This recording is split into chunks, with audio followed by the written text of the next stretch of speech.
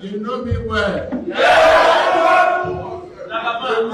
I must show money well. We are still going to fight further.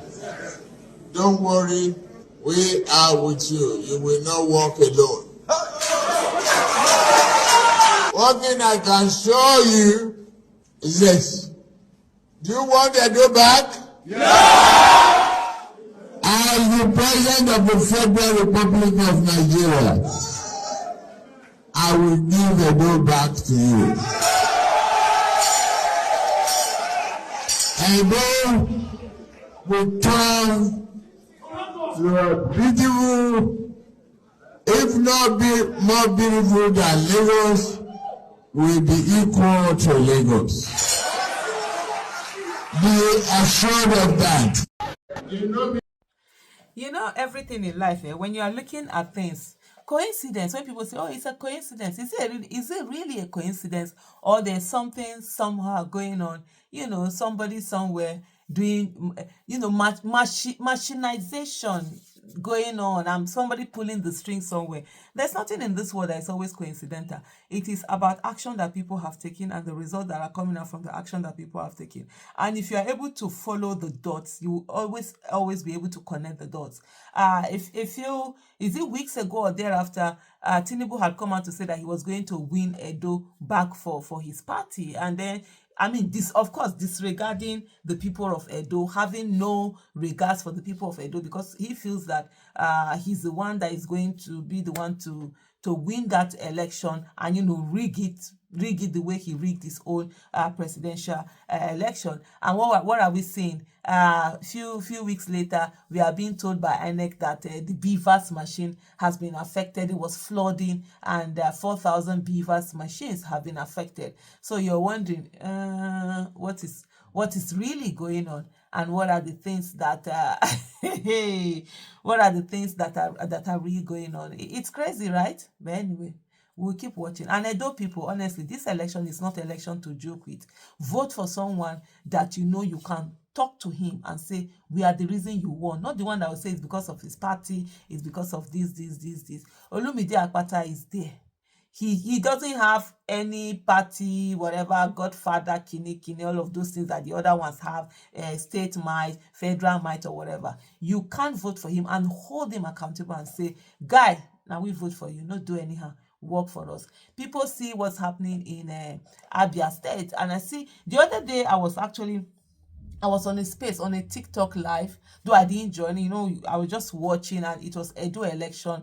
People were talking about the Edo election and all of that. And one of the things that some of those who are from Edo State, who live in Edo State, kept saying is the fact that, oh no, most of the people who are running are not really Edo, they are not based in Edo, and blah, blah, blah, blah, blah. And on the other hand, they were also talking about the fact that, oh, look at Alex Oti, the wonderful thing that Alex Oti, you know, he's doing in Abia State and all of that. And I was busy that day, and I just didn't want to interrupt the conversation because I wanted to ask them, and because I haven't sent a message to the host of that particular listen, and I said, so is Alex Oti based in Aba?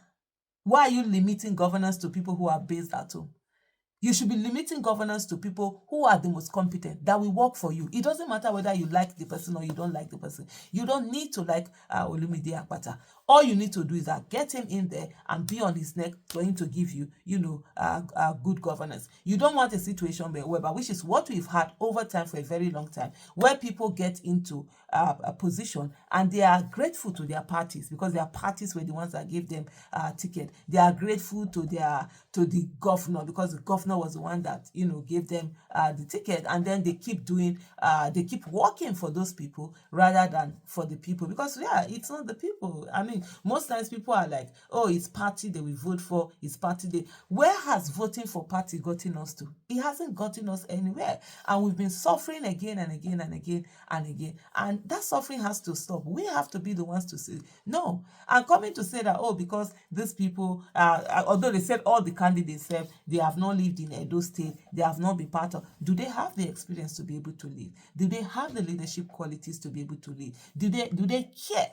One of the things I said in 2020 was that for me, anybody that wants to come and be either governor or president or whatever, I'm going to check during EdSARS when youth were being killed by the government? Did they say anything? Did they care enough to say anything? And then you find out someone that never even said anything. They didn't care for you when you were being killed. They supported, the government because of their own selfish interests. Oh, they don't want to be in the back book of government. And you think it's not they are going to care about you when they get into office, when they know that they have the power of the office and they can do and undo. So people also have to think about themselves. People also have to be deliberate in the kind of people that they choose to govern them, that they choose, to lead them. You can't just be bringing people who don't care about you, who have repeatedly shown you that they don't care about you, and then you keep bringing them in. There's one thing that I always say is that if someone has shown you who they are, believe them.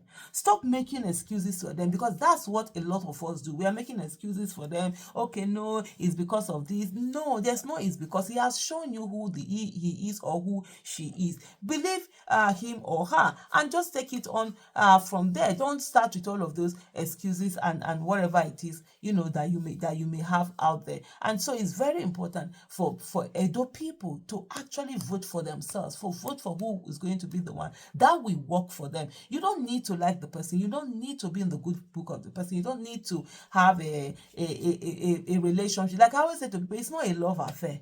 It's governance affair. You want somebody that will work. You want somebody with the competence, character, capacity. You want somebody that will put in the work. You want somebody that will go out there and really ensure that the right thing is being done. So you getting someone that is going to work. It's not someone that you like or you love the person or you like whatever. No, drop all of those things. I remember in 20, I think when was it now? Was it 2020? Yes, I think 2020 was when they did the Edo election, right? The second term of the Edo election of this Obaseki. And I remember telling people, I said, look, if you really want to say Edo no be Lagos, is to look for someone who was competent, who was not part of APC or PDP, and just get that person in, hold that person accountable, and get them to work. But the biggest part we have always failed in Nigeria is holding people that have voted into office accountable. You find out that you vote people into office and then you begin to defend them. When people are holding them accountable, you say, oh no, they are not supposed to, this and that, those and those. When people want to make demands of them, you say, oh, how dare you, because you voted for them. That's nonsense.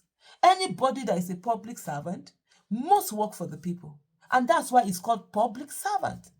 Whatever it is, you must listen to the yearnings and aspirations of the people. You must listen to what the cries of the people. You must work for the people. You must be there for the people. You must speak to the people with respect. You are the one who is employed. It's not the people, the citizens. The citizens are not your slaves. The citizens are actually your bosses.